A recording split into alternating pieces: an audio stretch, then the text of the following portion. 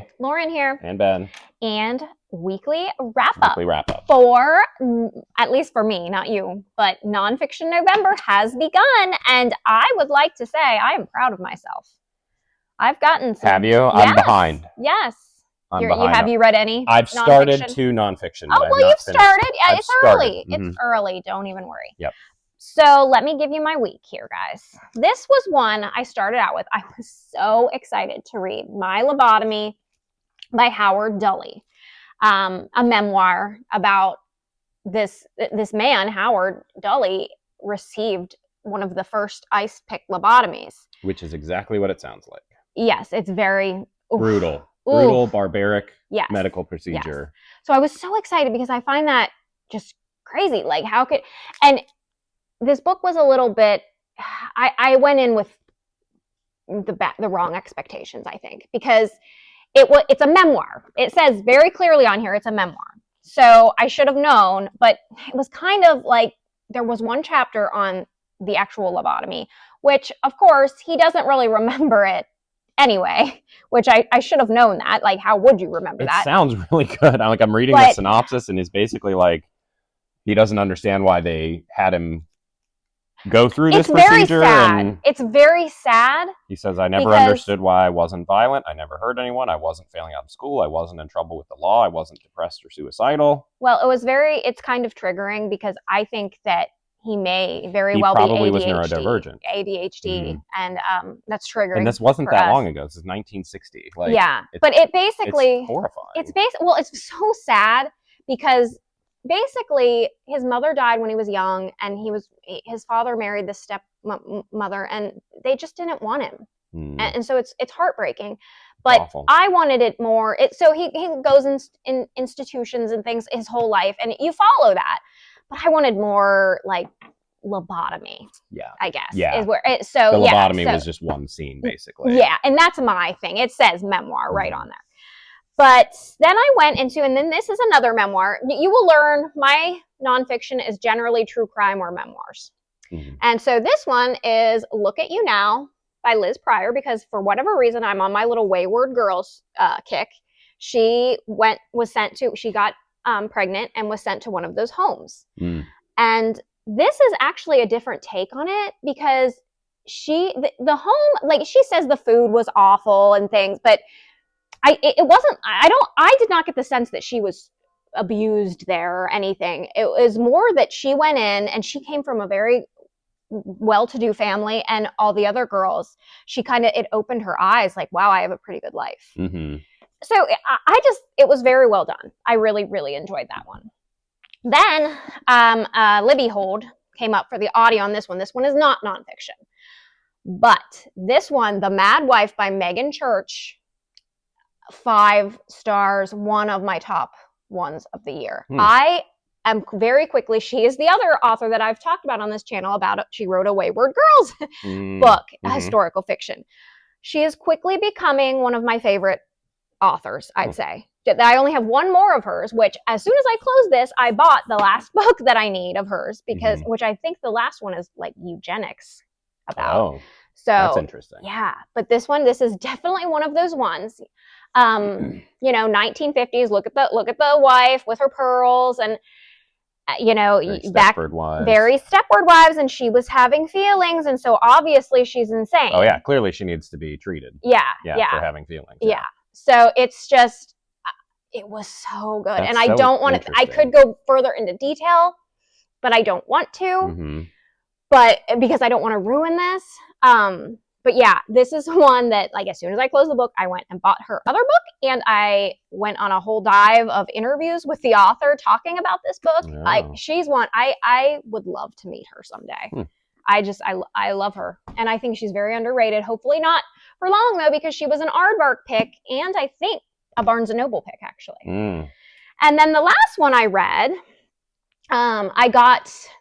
I saw this recommendation. I believe it was Sarah from the BookTube Besties gifted this to Krista, I believe. But this is a memoir along with true crime. So, I mean, what book could be more for me? Right up your alley. Yeah, The Fact of a Murder by Alexandria Marzano Lesnevich. This was hard.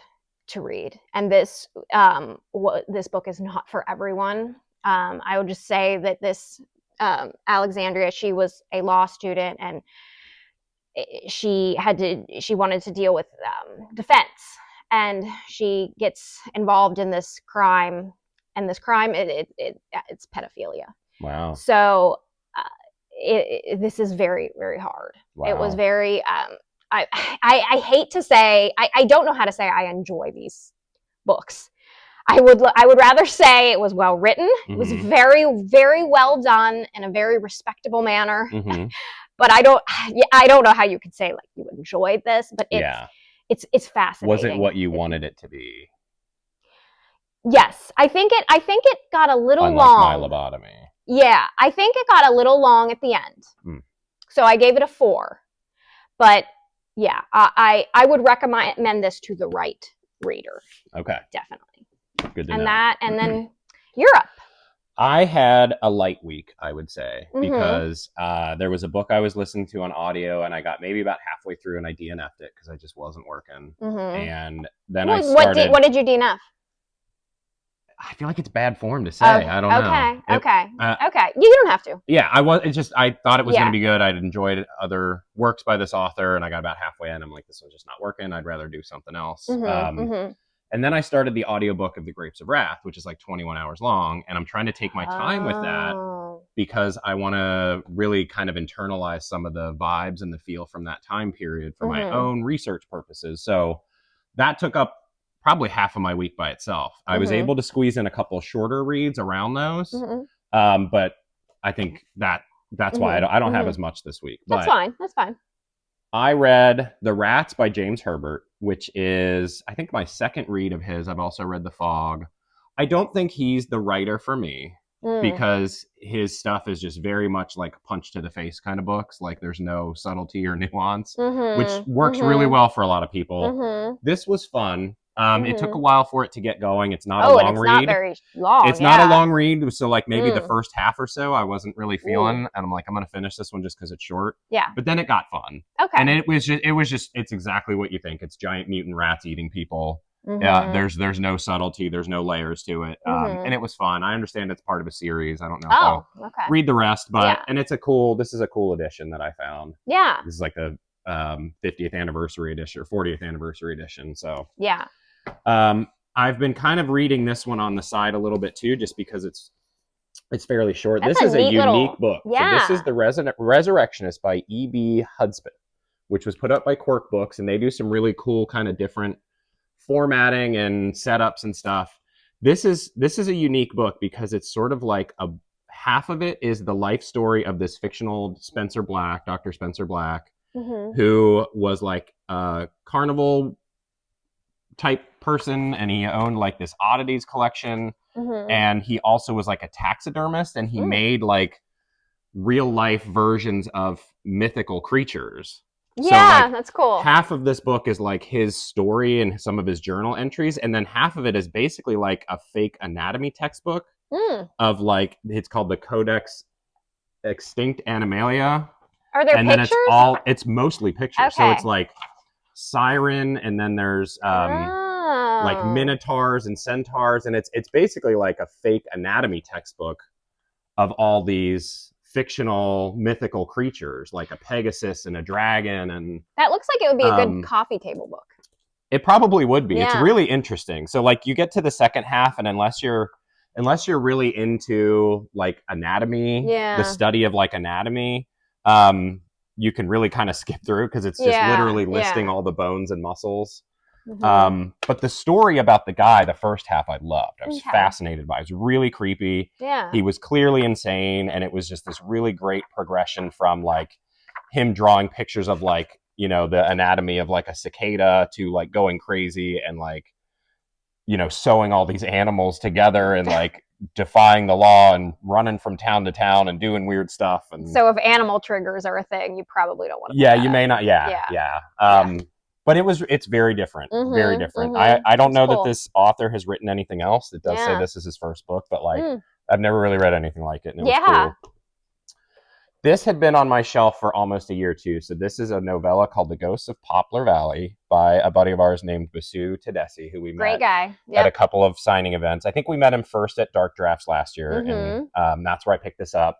I read a short story collection of his and was blown away just by his talent. Yeah. Like, so much emotion in those stories, and they were so well written and such a range. Yeah. This was very different in feel from that. So this is, I would call it part like slasher. It opens basically like very Texas Chainsaw kind of. You're on the road trip with your friends, and you feel like all of a sudden you're in the wrong place, and you're not welcome, and there's like kind of ominous, menacing vibes coming from the locals. Yeah, and then it turns into a ghost story. Sounds good. And there's some really important stuff in here in terms of like coming to grips with the roots of like evils that are both real and supernatural. So he does this really cool method of like blending like stuff about white supremacy and racism and lynching with like supernatural slasher stuff. Was the Reformatory fantastic. like that? Is that what the Reformatory was? Minus like the slasher vibes. Yeah. I mean, there's definitely some like real kind of like historical fiction elements to it, and like, you know, the roots of like racial issues that still exist today kind of stuff. But I love this, and it was brutal at times. Sounds more my jam. Really great characters. Yeah, it takes this weird left turn toward the end from like interesting. You survived the Texas Chainsaw Massacre to like a ghost story all of a sudden. Cool. Very cool. And our Goosebumps. Yeah. I went back because whatever reason I forgot and didn't read this one, but The Ghost Next Door I read. And Sean Stevenson had said, I'm curious to know what your thoughts. Well, my thoughts are, you are right. It is sad. This is very sad. And this is kind of hold back on that one. Kind of traumatic for the age group, I would say. Yeah. I mean, it was ghosty. It was good. But yeah, I don't know. No, I didn't cry. But I'm thinking of like my 6th grade self, or is this even lower than 6th grade? Like whatever it would age be like group. Middle school. Yeah. Just I think it's rough for them. So yeah, if you want a rougher Goosebumps, I'd go for that one. It was good. It was my ghost. It was good. So I read, this is number 26, My Hairiest Adventure, which is about a kid who finds this weird old bottle of self-tanning lotion and puts it on. It's ridiculous. And after that, he keeps growing this really dark, like coarse, thick hair all over his body. And the more he shaves it off, the faster it grows back. And it's like, he's trying to hide it from his friends, and he's trying to understand what's happening. And it was not sad though. This is just goofy. I think this is an underrated, kind of an under the radar one. Yeah. It's everything I want out of a Goosebumps. It's goofy, it's fun, it's like the right vibes for that age, that point in your life. Yeah. There's a really cool little twist at the end. You just don't put too much thought into it. Don't try to poke holes into it. But it was fun. It was goofy. And it all really worked. I like this one a lot. Yeah. I don't remember it from being a kid, but no, I do not either. I mean, I guess I remember like, and it's only cover. It's only like halfway through the series. That's 26. Yeah, I'm not even halfway through. No, that's interesting. It was a good one. Okay. What are you next? Next, I am Monster Blood. Monster Blood. No. The Haunted Mask should have been next. Shouldn't it? Yeah. And then I already read that. This is funny. Is this my copy? I don't know. But I think what's next for me is be careful what you wish for. So it's funny. On the back of them, they always say also available, and it's usually like coming soon. Yeah. So this one says Monster Blood, which is number 3. And it looks like I crossed it out and wrote The Haunted Mask. Yeah, you did.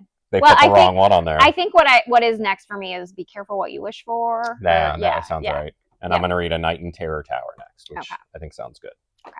All right. So how are you guys all doing with your nonfiction reads? Are you participating? If not, what are you reading?